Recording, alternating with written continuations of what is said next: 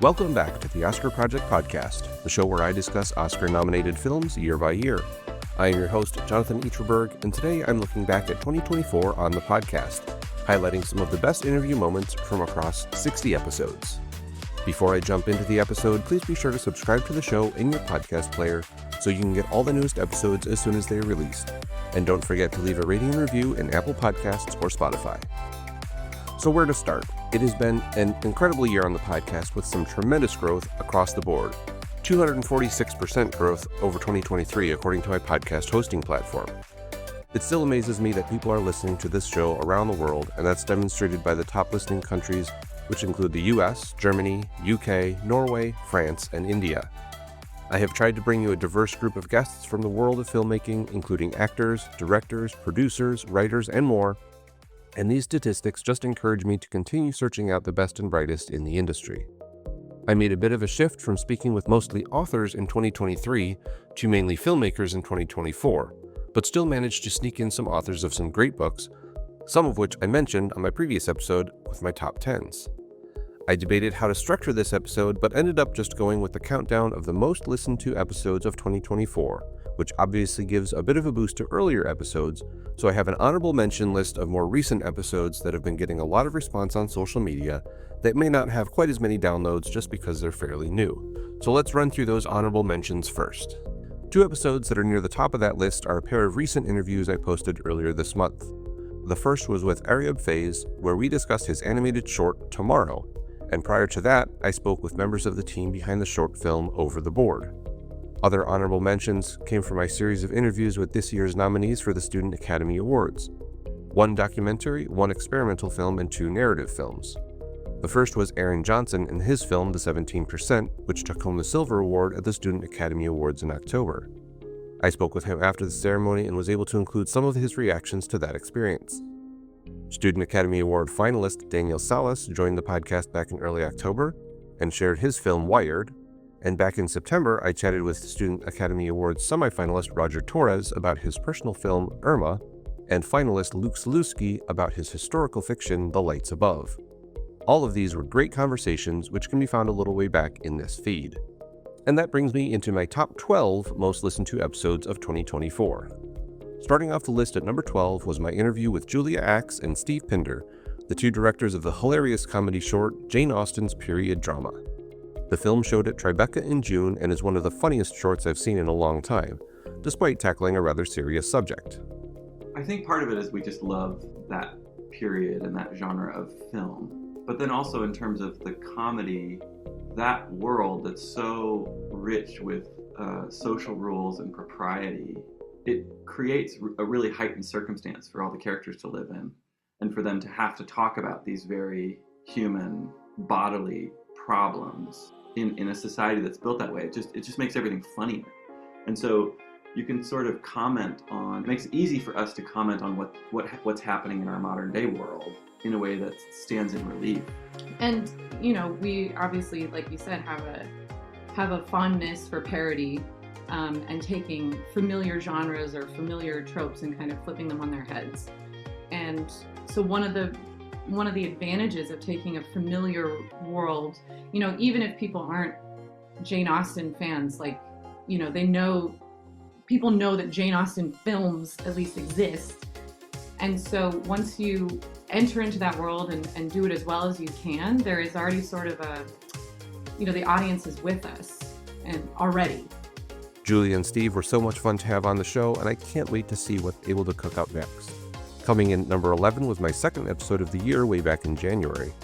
It was my conversation with author Katie G. Salisbury, where we discussed her book, Not Your China Doll, The Wild and Shimmering Life of Anna May Wong.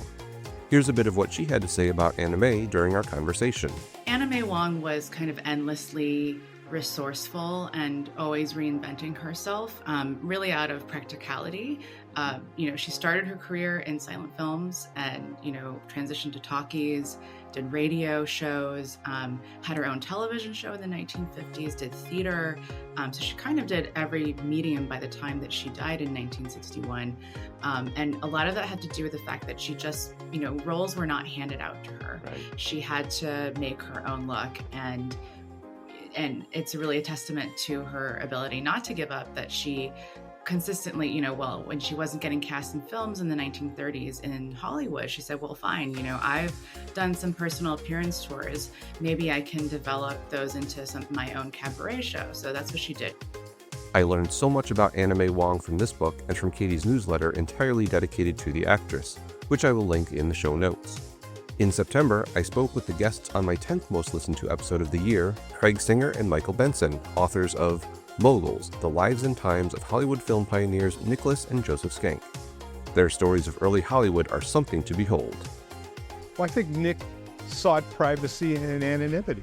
He didn't like movie people in particular. His preferable job was running Palisades Park amusement park.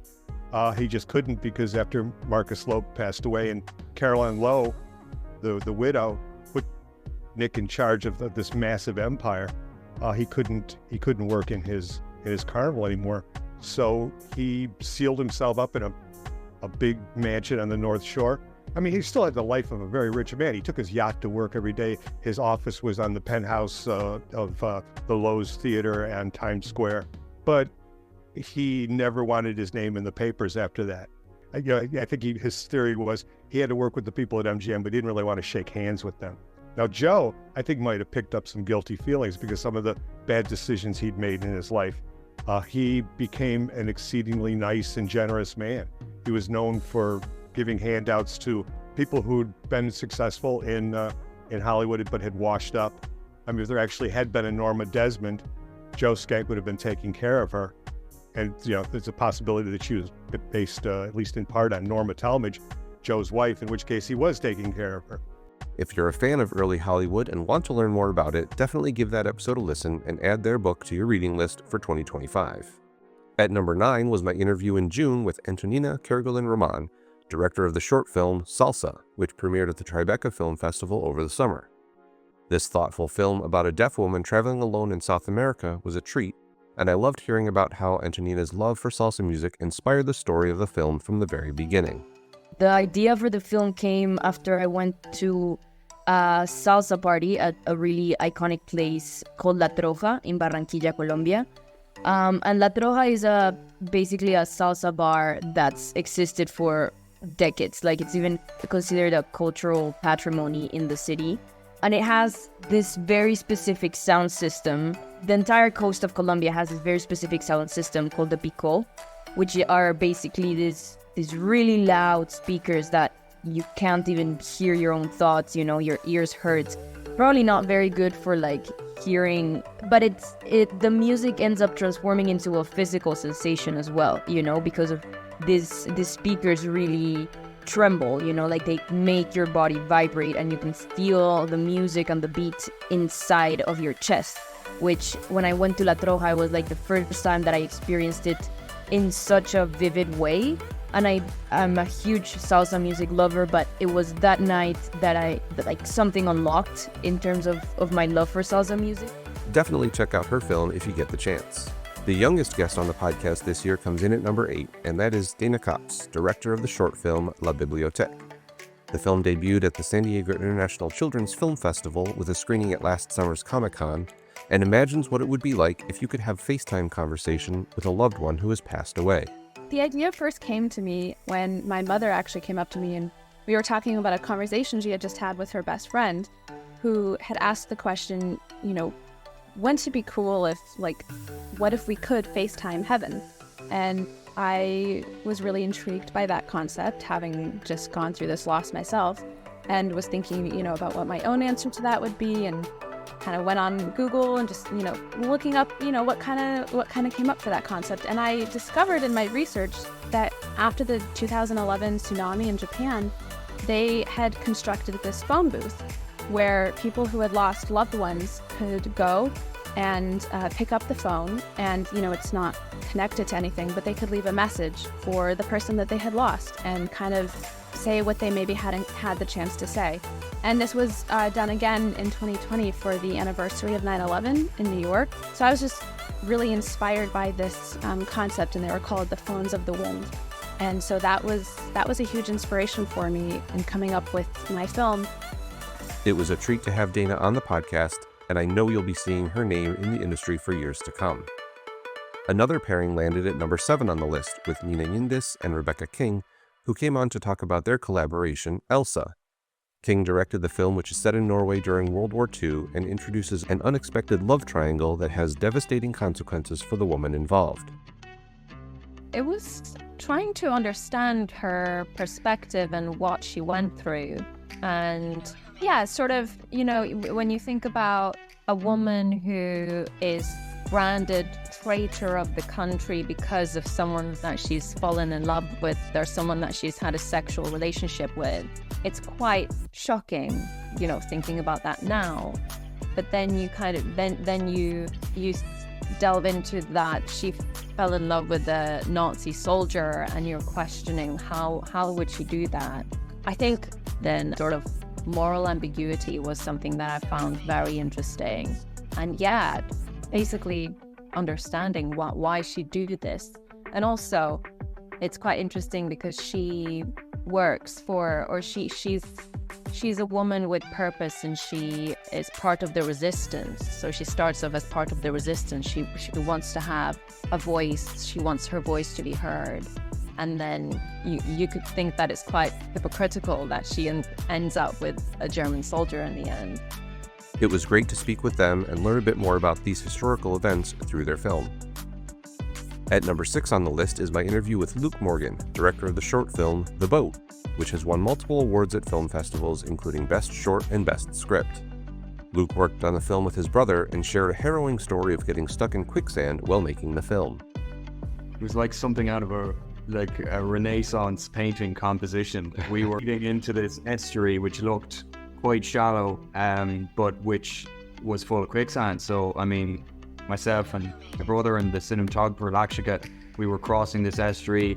One moment the water was up to our ankles, and then boom, it was up to my neck. That was quite scary, and luckily our production designer Yvette Pete had seen what had happened, and she managed to get the gear off us. Because at that point, of course, the most important thing is saving the gear rather than like the SD cards. Yeah, this could happen. So, which is outrageous, really, when you think about it. But we're filmmakers, and meanwhile behind us, there were 2 Nepali locals who'd lived near the lake who were screaming out of their window that, for us not to go into the water. And in front of us, the boat was on fire. So the reason we were trying to shortcut across the estuary was because the boat was on fire, the light was fading, so we needed to get the shot. Talk about a tough situation to deal with while filming out on location. The number 5 most listened to episode of the year was my interview with Tom Potter, another Student Academy Award finalist. His film Lullaby for the Lost was a very different type of film and used some incredible techniques to tell his story. We had hundreds of feet of 16mm film, and me and some of my crew members spent hours and hours hand painting and manipulating these celluloid reels and the material. We wanted to express through the materiality of what we could paint onto the celluloid, this emotional foundation, this chaos, this abstraction of feeling and of human experience somehow within that. And I know that's it. That sounds like a bit of a funny thing to say, but like at the same time, like, because that was such a childlike process, like we were just like hand painting stuff. You can't really think too intellectually about what you're doing. If you're looking for some innovative storytelling approaches, definitely give Tom's film a look. Amidst a number of the Student Academy Award nominee interviews, I had the opportunity to chat with Louisa Connolly Burnham about her film Sister Wives. My interview with her was the 4th most listened to episode, and she shared what it was like filming with her crew and staying in the Romo area where the film was shot. I found a log cabin in a place called Surrey, which is very close to London, and it was like the most perfect log cabin for this film. I went to visit it. It was even more beautiful in person. It was quite small. It was very, very tight in the kitchen scenes and like the living room scenes. It would have been nice to have a bit more space there. But it was wonderful. And what was even better about it is it had loads of other it was based on a farm, and it had loads of other little cabins. So we all stayed on this farm. I actually slept in Cadence's bed, so I was really like living and breathing that 360 set. I have seen Louisa very active on the festival circuit this fall promoting the film, and it is one that should not be missed. Birdie Wei Ting Hung was my guest on the third most listened to episode of 2024. I spoke with her before the Student Academy Awards ceremony, but her film, A Brighter Summer Day for the Lady Avengers, took home the Gold Award in the Experimental Alternative category at that event back in October. She shared her love of Italian giallo films that inspired her work. I would love to talk about a movie-going experience, which I actually did not have, but I researched and I really would love to have. So I was researching about Italian giallo film for a seminar, and then that was the moment I found the Taiwanese exploitation film, The Lady Avengers, in 1982, right? Still remember I saw this female protagonist, Lu Xiaofen, with the Japanese sword in her hand, and it was a bizarre feeling. It was reminiscent of Uma Thurman in Kill Bill. So, and then the more research I did, there was actually hundreds of this so-called Taiwan pulp films in the late 70s and 80s. And I also learned about this understudy history of Taiwan's adult film screening. At number 2 was my interview with Robin Wang, director of Neither Donkey Nor Horse, Student Academy Award bronze winner in the narrative category. Telling the story of a young Chinese doctor during the 1910 Manchurian plague, he related it to the present day and his own experience.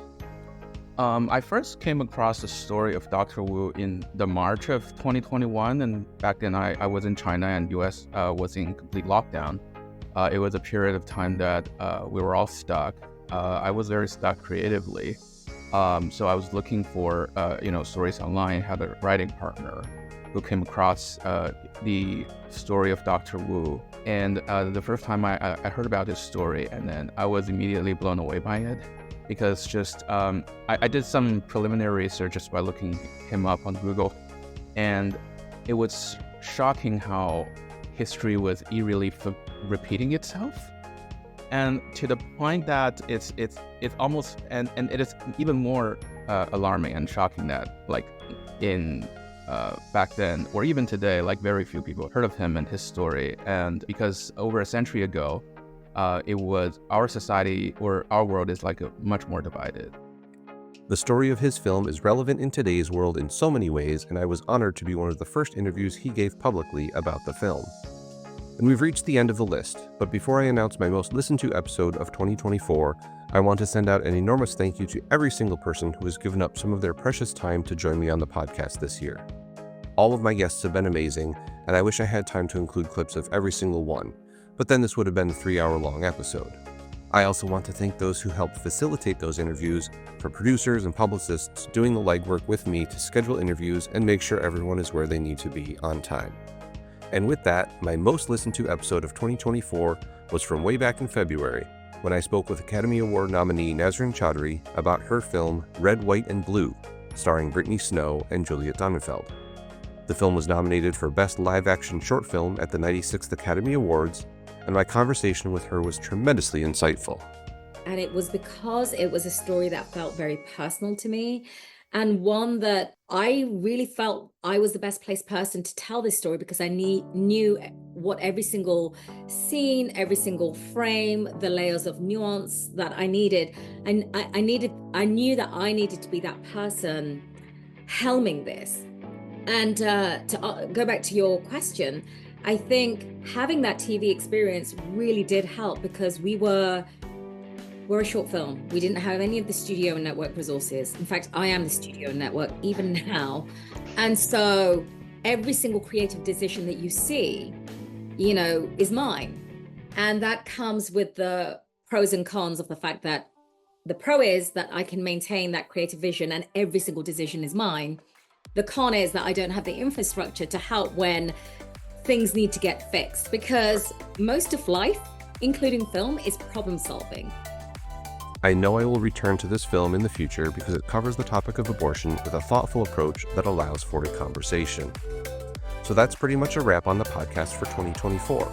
I still have one episode left where I'll be giving you a look ahead at what movies you can pencil into your schedule for 2025. But I want to give one last thank you here to my intrepid podcast editor, my son, Joshua Eacherberg. He does an incredible job putting the episodes together and making sure my guests and I sound amazing. The steady pace of podcast episodes wouldn't be possible without him, and I want to make sure to recognize him here. Make sure not to miss that final episode in 2024. Until then, I hope to see you at the movies.